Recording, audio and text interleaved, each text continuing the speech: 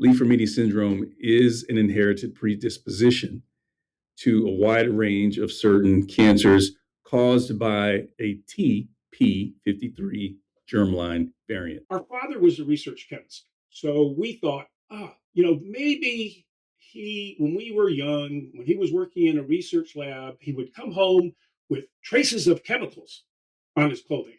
We would ingest them. And years later, that would manifest itself with cancers. But kind of really doctors couldn't explain. They said, maybe we're not sure.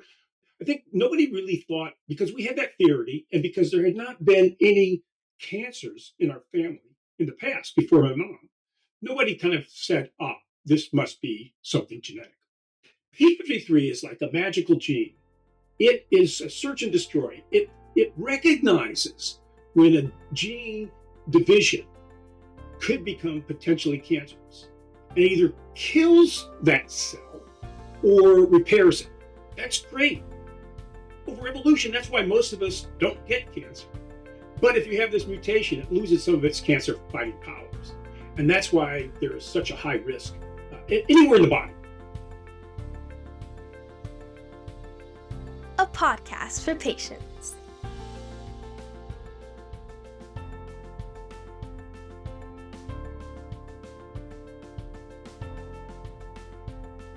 Welcome to another episode of Genetics for Healthcare, podcast dedicated to patients and their caregivers to help advocate for a precision medicine approach to their treatment. Find out what's going on with these genetic and genomic tests and how they can help us live longer, healthier lives. You can find us at geneticsforhealthcare.com. From there, you can link with us on any of our platforms, especially YouTube. And while you're there, hit that subscribe button so you can get updates on fabulous new episodes and guests like this one. Today, I am privileged to have author and journalist Larry Ingrassia to talk about his book, A Fatal Inheritance. Larry, thank you so much for coming on and sharing your work with our audience. It's my pleasure, Ron. Now, you have a storied history in journalism, and we'll get into the book that is super interesting. Full disclosure to my listeners, I have not read the book completely yet, but I know about the book. You came highly recommended from other guests and people that I work with in the space, looking for people who can really share stories, share content that can help our audience. But your background as a journalist is storied. I don't have the time to even read your resume, but what inspired you to be a journalist and go into that field? I can't say that when I was young, growing up, I wanted to be a journalist. I didn't work on my high school newspaper. I got to college, University of Illinois, and quite frankly, wasn't sure what I wanted to do. But one thing I knew I didn't want to do is the same thing every day, going into the office and doing the same thing. And it occurred to me that being a journalist, you can do something different just about every day. You're talking to different people. You're writing about different topics. It can be business. It can be politics. It can be science. It can be whatever. And I like talking to people. And I had, kind of an innate curiosity about things. I just wanted to learn about things. How did they work? And so I think then I started working for the college newspaper, and I had the bug. It really kind of ticked all the boxes that I was looking for, and that's why I ended up in journalism. Now, this is what's interesting. So I went to Mizzou. My wife graduated from the Mizzou University of Missouri Journalism School, so she's of your ilk. We talk about like how people access information, and that's why journalists have always been so important in society, because they speak the unvarnished truth, I guess.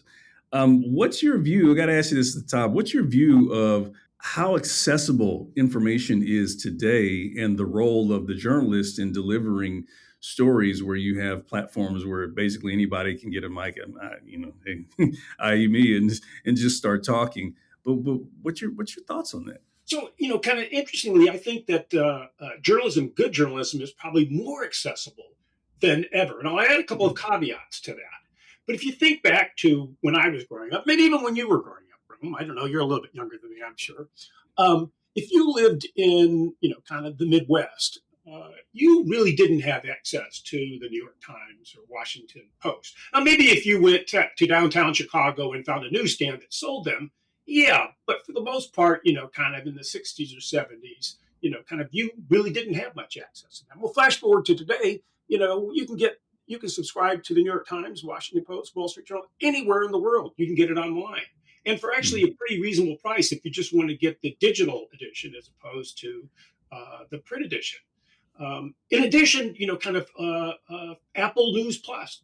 You can subscribe, I think, for like $14 a month, and you can get this whole panoply of publications from around the world. Magazines, newspapers. I mean, it's that makes it very accessible. Now, the one caveat I think I would say is that local newspapers, metro newspapers, which kind of used to cover cities and city governments and issues in cities. They have suffered, and the reason they've suffered is because the loss of advertising. So they don't have as big staffs. Kind of in the end, gathering information takes people, and it takes people who've been trained to gather information and sift through and to try to make judgments about, kind of, hey, this is valid information, and this maybe isn't so valid. Make sure that we're fair and that we provide different viewpoints. But I think actually, so there is, there is a kind of, it is more accessible.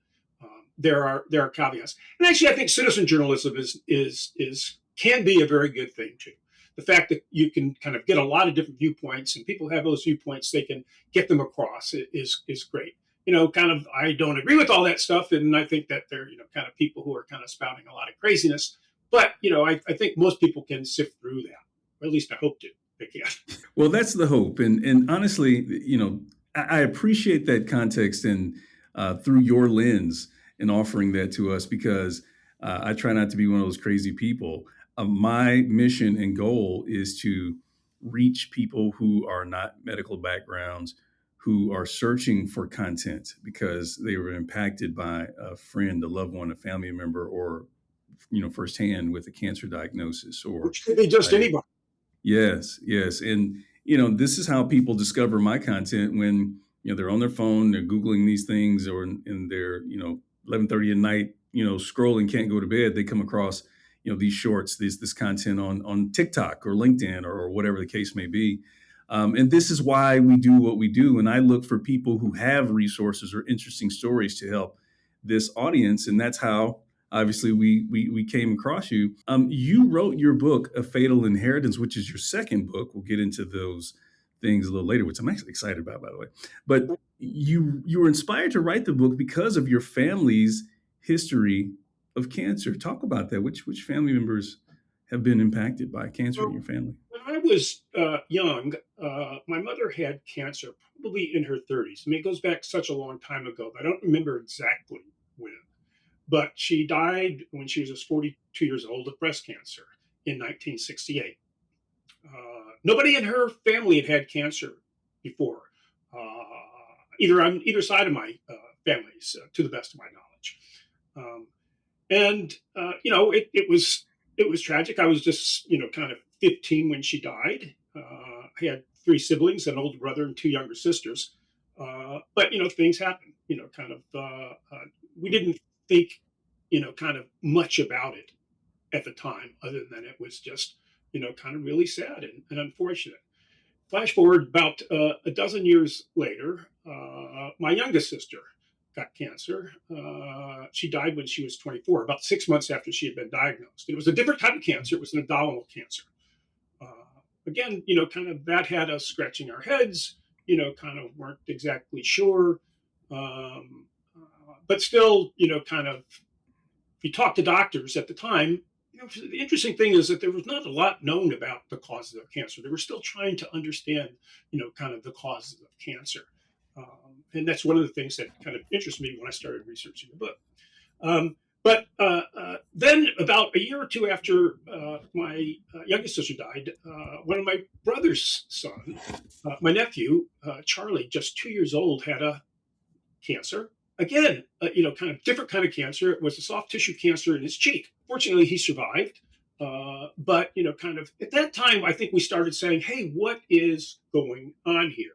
I remember kind of, we had actually a a skin test. We all had snippets of skin from our forearm that were taken and tested. I don't know if they knew what they were testing for. Again, this was quite early in kind of understanding of genetics. Didn't find anything, but we did start to wonder a little bit. Hey, what is going? Is this more than coincidence, bad luck? Another 5 years, 1987, my other sister got cancer. She got lung cancer. Yet another different kind of cancer. Died within about 6 months.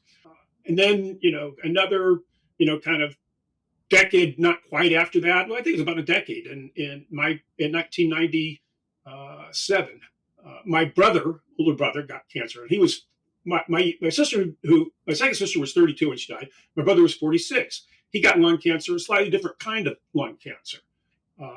Fortunately, he survived. The odds weren't good, but he survived. He had a lung removed. Again, now this was a lot of cancers in the family, but we actually had a little bit of a theory what was going on. Kind of, again, nobody knew for sure. Our father was a research chemist. So we thought, maybe when we were young, when he was working in a research lab, he would come home with, kind of traces of chemicals on his clothing. We would ingest them, and years later, that would manifest itself with cancers. And again, this was a time when there was growing concern about carcinogens in the environment. But kind of really doctors couldn't explain. They said, maybe, we're not sure, but, maybe something is going on. But again, I think nobody really thought, because we had that theory and because there had not been any cancers in our family in the past before my mom, nobody kind of said, this must be something genetic. Well, the title of the book is A Fatal Inheritance, How a Family Misfortune Revealed a Deadly Medical Mystery. So at what point did you kind of make the decision, and was that as a journalist or was that just as a curious family member, to kind of dig into this and say, hey, I've got to discover something, what's going on here? That's a really, really great question. So my brother had several cancers, and my nephew, both of whom had survived, had several cancers. And then in 2019, they died of their final cancers within about 7 months apart. My nephew died. He had finally had a bone cancer in his hip. He had his leg amputated to try to kind of keep it from spreading, but it spread. And so he died in February 2019. My brother, who had pancreatic cancer in 2017, it came back in 2019, and he died in September of 2019. So, kind of at this point, I didn't say I want to write a book. I was curious to know about, kind of what had robbed me of so many family members. And we had belatedly learned in 2015 that there was a genetic component to this. My brother's oncologist finally, kind of at that time, after many years of us speculating about the wrong thing, said, you know what, all these different kinds of cancers fit, a pattern that is connected to a particular condition called Li Fraumeni syndrome. It's named after two doctors who, back in the 60s started studying families with all sorts of different cancers. Remember, that was a key thing because that was really puzzling to scientists. Well, all these different cancers, how could they possibly be related? It wasn't like everybody had breast cancer. It wasn't like everybody had colon cancer. It was all these different cancers. And so they, kind of did a genetic test on my brother. And sure enough, he turns out that he had the inherited mutation in a particular gene called p53 that predisposes you to cancers throughout the body. Think of it as BRCA. BRCA is much better known. It actually discovered afterward the breast cancer gene. But, kind of this one was particularly pernicious because it could involve cancers throughout the body. I got tested after my brother did, and I tested negative. So there's a 50-50 chance that you will inherit this mutation if it's in your family. Mm. And so kind of I won the lottery. I did not get the mutation. That was kind of that was everything I knew about this. That's probably even more than I knew about this at the time, I didn't know anything about Li Fraumeni when my brother died. I just said, I want to know about this. And it was the beginning of a journey. I think it was a journey of discovery where I kind of got online. This is where my journalist instincts kick in from. I got online and I kind of Googled Li Fraumeni syndrome. And what I saw was kind of interesting. First of all, one of the two doctors, Joseph Fraumeni, was still alive, his late 80s. The other doctor, Frederick Lee, had died in 2015. But also, kind of what I kind of said was like very rare. It took kind of a long time for them to discover it, and so I called him up. I said, "Can you tell me about this? I'm just curious. Kind of I want to know." And the story that he told me was just kind of fascinating. It said to me, maybe there is something more here. That is when it kind of piqued my journalist curiosity. And, kind of the story kind of goes back to the 1960s. It was about the time that my mother, that these two then young doctors at the National Cancer Institute came across a family, not my family, but another family. Initially, there was a father and son. The father was 24 years old and he had leukemia, and he had a baby son, 10 months old, who came down with a soft tissue cancer in his arm. The odds against either of these are kind of high. The odds against this in one family was astronomical. They started studying that family. They found it was riddled with cancer, all different kinds of cancers over many generations. And that kind of sent them, kind of on a research project, which went on for more than 20 years before they solved it. And that's where I said, how did you solve it? And of course, he starts telling me all this stuff. So that was where the medical mystery came in. So I thought, maybe there is a story to tell here about science, scientific progress. All these scientists actually kind of wanted to help these families. That was what it was all about in the end. Yes, they're kind of curious and they want to solve, things that aren't known. But I think in the end, they're doing this because they want to help these families. Super, super interesting. And I'll just read some information. Li Fraumeni syndrome. You can find this at lfsassociation.org, and that stands for Li Fraumeni Syndrome Association.org. But Li Fraumeni syndrome was first clinically identified in 1969 by doctors Frederick Lee and Joseph Fraumeni while studying what appeared to be, as Larry was just mentioning, cancer clusters in families that were like highly concentrated. And they went on to describe these four families with multiple early onset cancers in children and in young adults being diagnosed, as you just mentioned. And at the time, people were dismissive of the fact that this was genetically related. They thought it was environmental, but they stayed on it. The syndrome was first referenced as Li Fraumeni syndrome in 1982. So more than a decade of researching, publishing, and being that light that says, hey, this is a genetic link to cancers. There's a genetic link to cancers in families of this nature. And that was kind of the edge, the genesis of what we call precision medicine today. And more specifically, Li Fraumeni syndrome is an inherited predisposition to a wide range of certain cancers caused by a p53 germline variant. That means you inherited this gene variant. When you decided to write the book, you mentioned how they kind of started out on their path of discovery in the late 1960s in the same season in life in which you lost your mother. How did you start to think about, from a journalist, how you wanted to present this information? Because you wrote this as a nonfiction book and weaved the two experiences together in a very compelling, journalistic project here. How are you thinking about that? There was my family. And of course, I knew the family history, although I'd lost contact, kind of talking about years ago. I needed to kind of do some more research of my own family. There was family A, the first of the four families that triggered the research, which had a really interesting history, a sprawling family spread all over the the country, and I wanted to know more about them. But I think it was important to tell what were they thinking, what were they going through, and then there were the researchers, kind of led by Li Fraumeni, but then joined over time by many others, because it really does, kind of take a village to solve something as complicated as this. And it just seemed to me that there were parallel stories here that intertwined.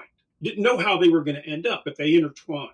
And so I think early on I wanted to I decided, first of all, if I just wrote about the families, it would be unrelentingly sad.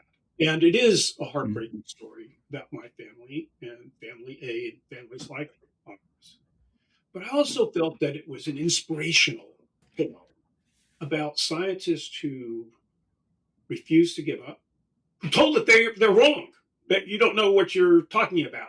Kind of the prevailing theory actually in the 60s was that most cancers were caused by viruses. In fact, kind of some are, but, kind of not most. And then there was the environmental concerns. Very little was known about genetics.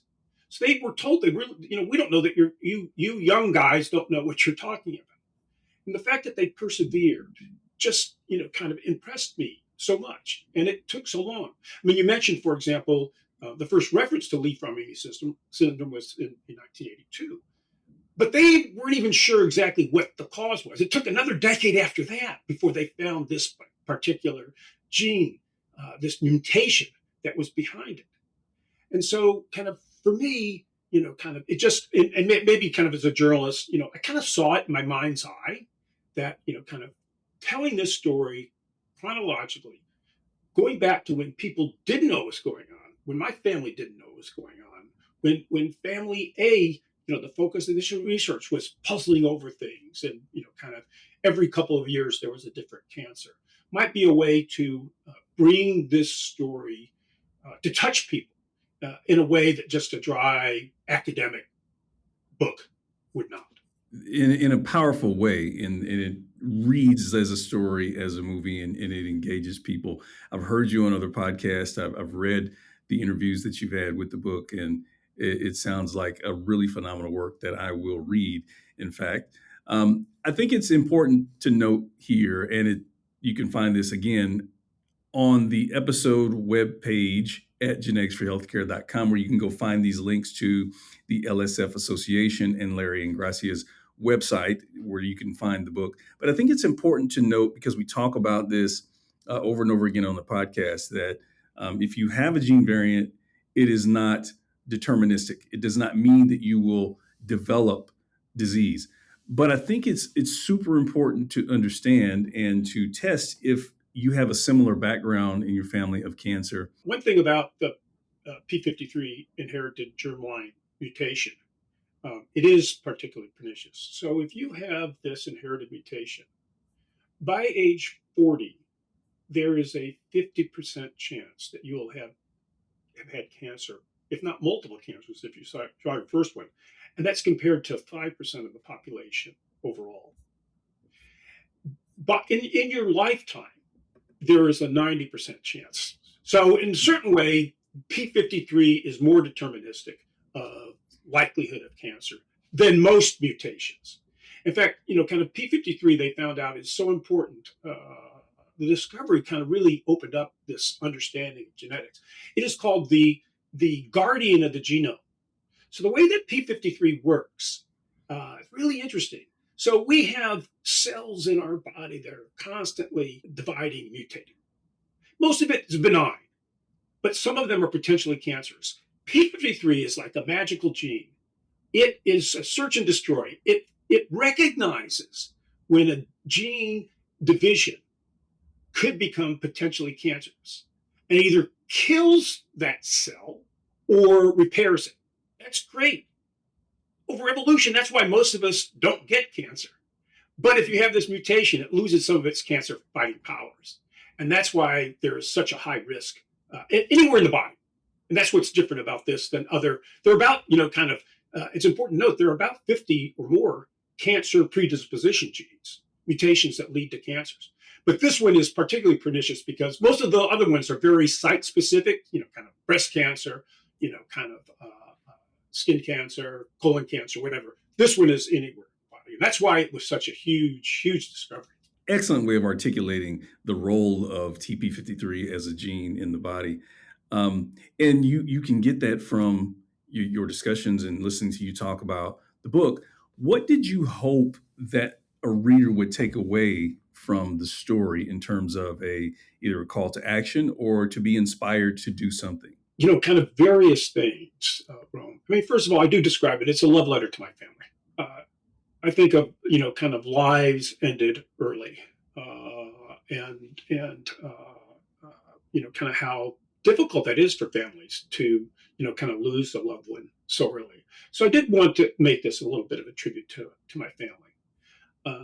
Second of all, I wanted to honor these scientists who work so hard, again, to help families like mine. And so I think, very little was known. In the academic, kind of in the medical world, yes, but the broader world, I think very few people had heard about Li and Fraumeni and their great efforts. And I wanted to kind of honor them. But more broadly, I did want to raise awareness of Li Fraumeni syndrome and kind of other types of genetic mutations that can lead to cancer.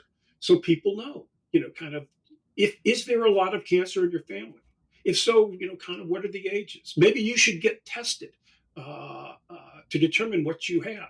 I mean, we didn't know, as I mentioned, until, kind of many years after most of these cancers had occurred. I actually think that my nephew, Charlie, might have survived if he had known earlier. So, I said, kind of, he had his first cancer when he was 2 years old, and then, was cancer free until he was about 30. And, kind of, he started having some, kind of bowel problems. And he had traveled, to Turkey and, kind of, he saw his doctor, and the doctor said, well, maybe you ate something, or maybe it's this, maybe it's that. It took 6 months before they gave him a colonoscopy and discovered by then, kind of, it was stage 3 or 4 colorectal cancer. And to kill that cancer, they had to give a lot of radiation. Well, radiation, as we know, kind of in certain high doses can, kind of cause cancer itself. And so his final cancer, his hip cancer, came back, kind of 7 years later after his colorectal cancer. And it was in the location where he had received all that radiation. If we had known that there was a mutation in the family, kind of when he started feeling, kind of upset stomach, maybe that the doctor would have given a colonoscopy right away. They would have figured out that he had colon cancer, had been early stage, it wouldn't have required so much radiation, and he would be alive today. So kind of, early diagnosis, early detection of cancer is so, so important. And look, all of us, we have aches and pains over our body all the time. Yeah. You don't automatically think I have cancer. But if you do have a history of cancer in the family, knowing that you have a mutation, you can get screened. You can get tested regularly just to make sure. Oh, is that thing that is going on, is that possibly cancer? And if you catch it at the earliest stages, like at, kind of stage 1, the odds of you surviving just increase dramatically. And so I think there was this feeling, and I had people after, I heard from so many people after I wrote the book. And some of the people said, thank you. I'm going to, there has been a lot of cancer in our family. I'm going to get tested now. Or, kind of, what, we've had some cancers, and I think we do have a genetic mutation, but I'm not doing the regular screening that will help detect cancer at early stages. But after reading your book, I'm going to do that. So if I've helped some people that way, and it's not just for them, it's, as you mentioned earlier, it's for their children. If you have a mutation, there's a 50-50 chance that you're going to pass it on to your children. You should know that. It's helpful to know that, because then you can kind of get them screened. You can try to catch their cancers early. The power of this conversation is really informing patients, because as you mentioned, we've been talking about Li Fraumeni syndrome, the late 60s. This is like one generation, right? That's when they started tracking and then suspecting that there's a genetic link. It wasn't until you mentioned 1990 that this became, New York Times, front page story of finding TP53 as a culprit of, increasing the risk of cancer. So for those out there listening to this, if you have a similar history, or you just want to know about your genetic risk, while you're at your doctor, first of all, go to the doctor and ask them about whole genome sequencing to find your genetic risk. This is a germline genetic test. So the interesting thing here, Rome, is even after they first discovered, kind of the mutation, the tools to kind of look for mutations in genes were very rudimentary. It was very expensive. You could only look at one gene at a time, and it was generally kind of a research lab, kind of that you could do it. Yes. Fast forward, kind of when I got tested, they had multi-panel tests. In other words, they could test, kind of for 25 or 30 genes at a time. But I got tested in 2016. At that time, the test for a multi-panel test was still like $3,000 to $5,000. Fortunately, I ended up in a study, so I got it free because I ended up in the study because I came from a LFS family. Today, a multi-panel genetic test costs $250.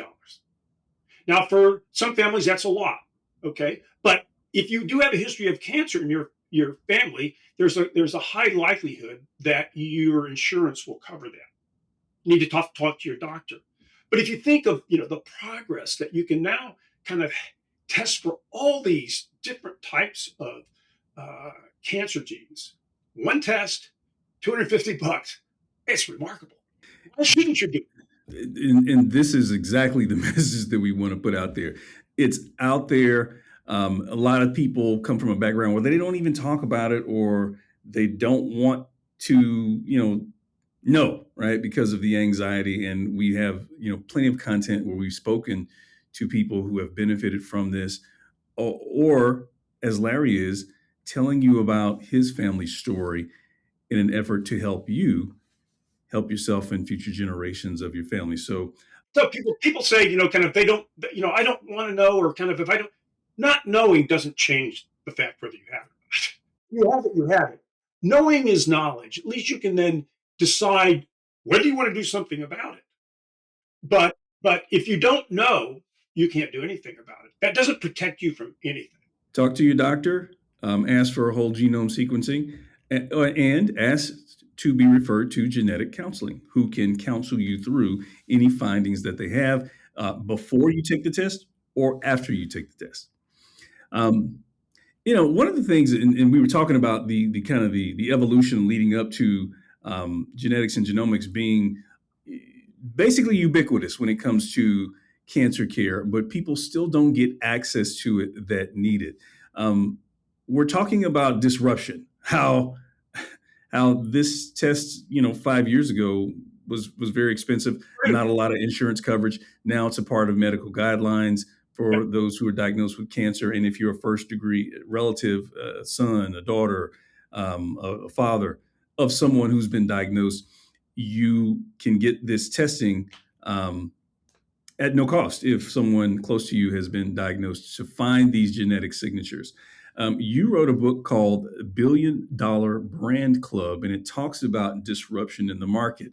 I want to talk about how you see disruption in precision medicine now that there are more tests. There are several different panels. There are different use cases of genetic testing to treat different types of chronic genetic conditions like cancer, sickle cell, and others.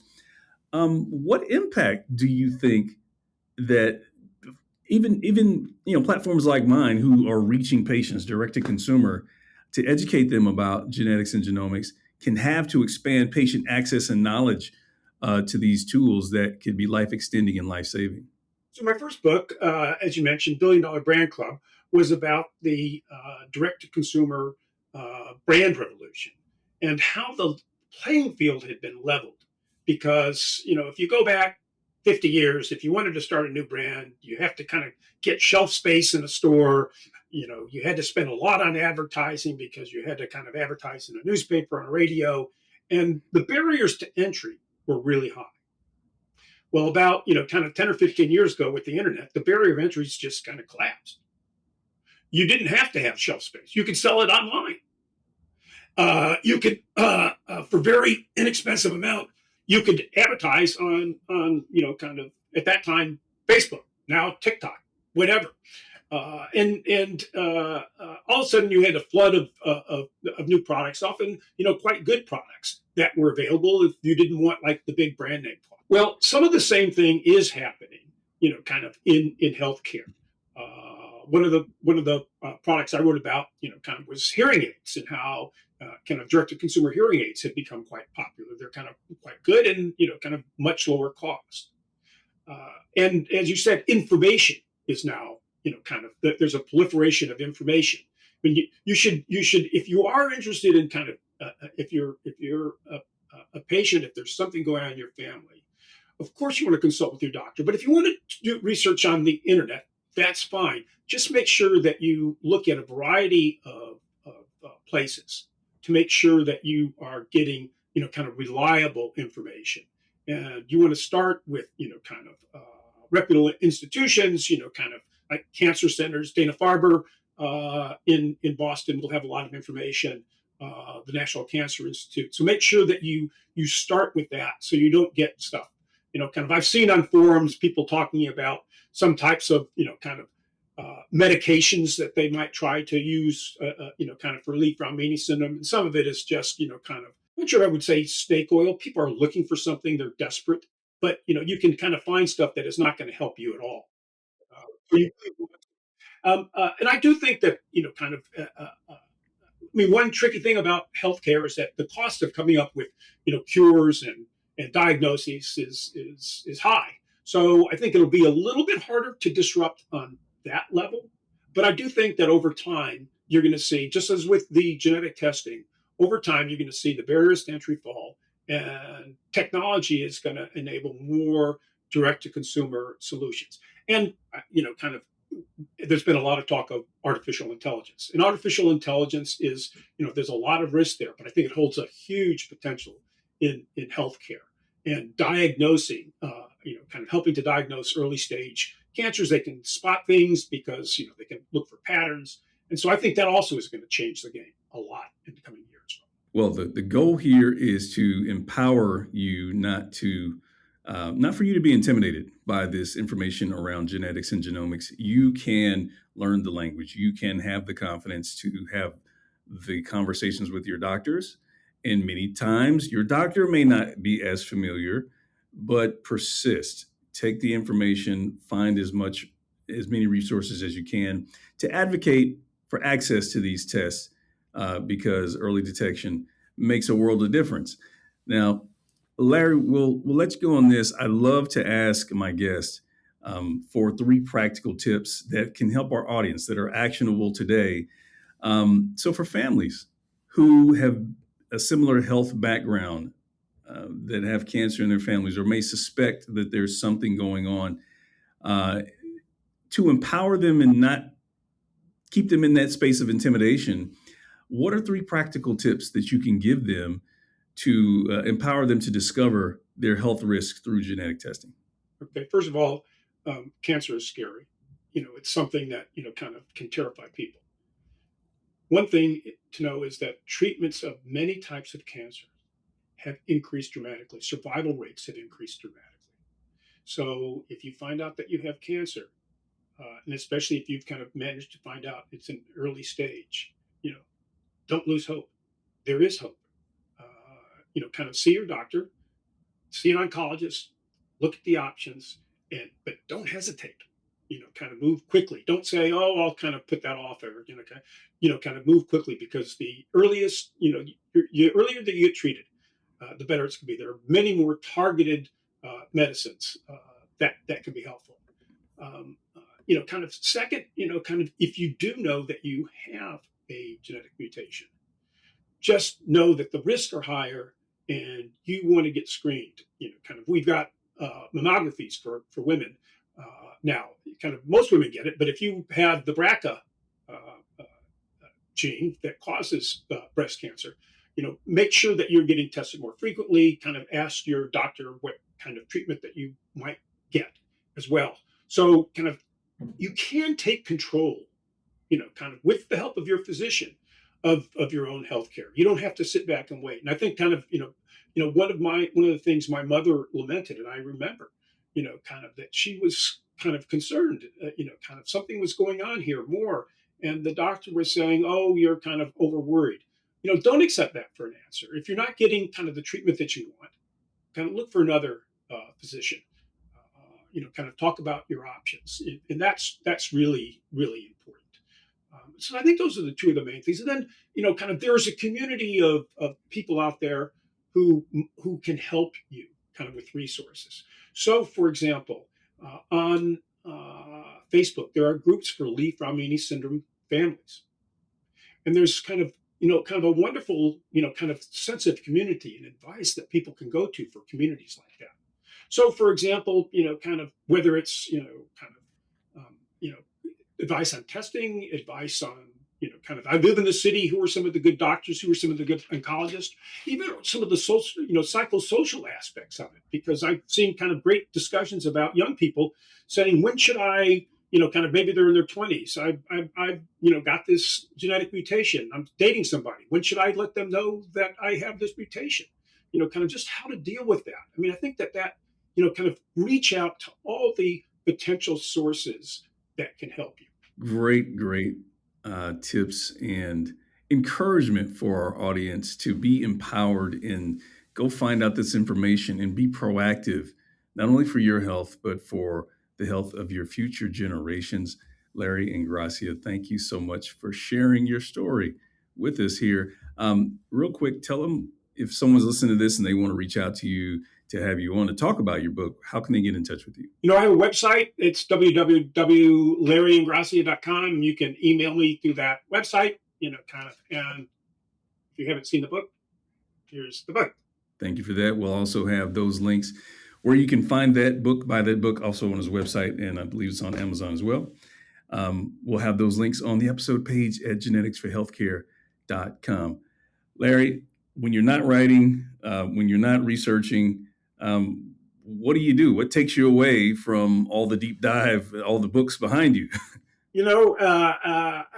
I have a rich life, and I'm fortunate to have kind of a wonderful family. My wife and I do quite a bit of traveling. Kind of we visit our son and his family. He actually lives in London, England, and our daughter and her family in Seattle, Washington. So we do that. Kind of we're trying to enjoy life, spend time with friends. In the end, it's about family and friends.